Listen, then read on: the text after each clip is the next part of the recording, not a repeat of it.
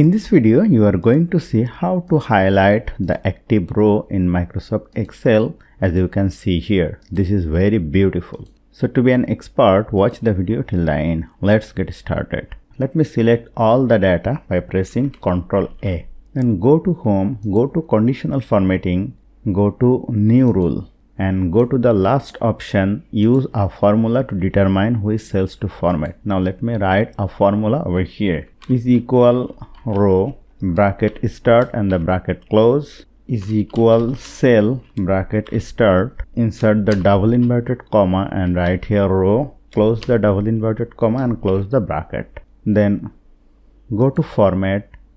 Let me go to fill and let me choose this fill color or this one. Let me select this one, click on OK and click on OK. Then you will see only on row will be highlighted. If I click on over here, it is not dynamic, so I have to make it dynamic. Right click on the sheet, go to view code.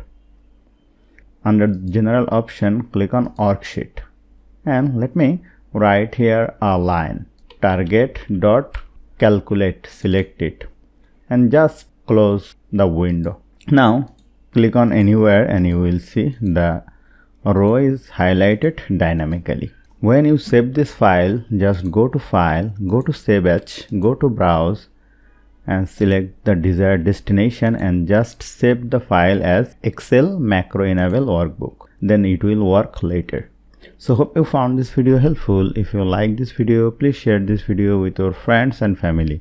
And don't forget to subscribe. Thank you.